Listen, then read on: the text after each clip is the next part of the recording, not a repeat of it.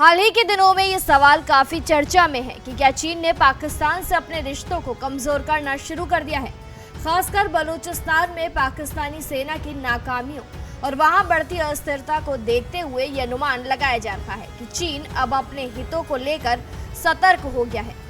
इस मामले में पाकिस्तानी अखबार द एक्सप्रेस ट्रिब्यून में छपी एक ओपिनियन रिपोर्ट ने भी अटकलों को हवा दे दी है। रिपोर्ट में भारत और अमेरिका पर आरोप लगाते हुए कहा गया है कि पाकिस्तान और चीन के मजबूत संबंधों को कुछ वैश्विक ताकतें पचा नहीं पा रही हैं। ओपिनियन कॉलम में पाकिस्तान के पूर्व राजनयिक और सेना के रिटायर्ड मेजर जनरल डॉक्टर रजा मोहम्मद ने लिखा है कि चीन एक भरोसेमंद मित्र की तरह अंतर्राष्ट्रीय मंचों पर हमेशा पाकिस्तान का समर्थन करता रहा है। बदले में पाकिस्तान ने भी one China policy, Xinjiang, Tibet, Hong Kong और दक्षिण चीन सागर जैसे संवेदनशील मुद्दों पर चीन की नीतियों का खुलकर समर्थन किया है, लेकिन कुछ देशों को ये सहयोग खटकता है। डॉक्टर रजा मोहम्मद ने जानकारी दी कि फरवरी 2025 में राष्ट्रपति आसिफ अली जरदारी ने बीजिंग का दौरा किया था।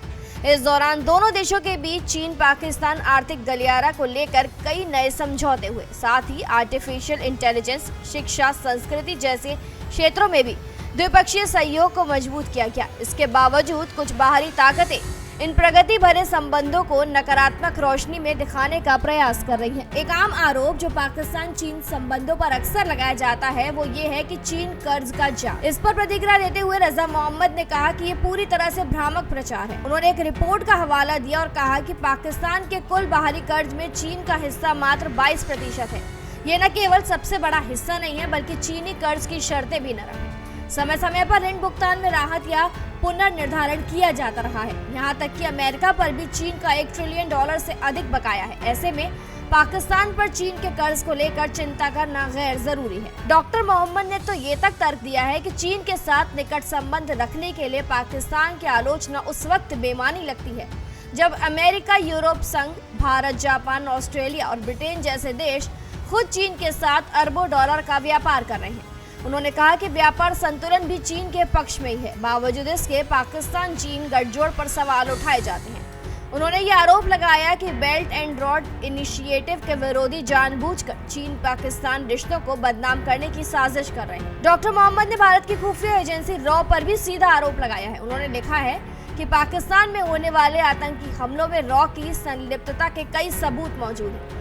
जैसे 2019 में गवादर के पीसी होटल पर हुए हमले में रॉ के एजेंट्स की ऑडियो रिकॉर्डिंग, भारत के बैंकों के माध्यम से फंडिंग और अफगानिस्तान में भारत द्वारा टीटीपी को दिए गए $8,82,000। इसके अलावा सीपीआई प्रोजेक्ट्स को नुकसान पहुंचाने के लिए 700 आतंकियों को ट्रेनिंग देने का दावा भी किया गया है। पाकिस्तान का भौगोलिक स्थान यूरेशिया को दुनिया के अन्य हिस्सों से जोड़ने में एक अहम भूमिका निभा सकता है। ये संपर्क व्यापार, विकास और रोजगार सृजन में सहायक है और भारत भी इससे लाभ उठा सकता है यदि वह सकारात्मक दृष्टिकोण अपनाकर इस प्रक्रिया में शामिल हो।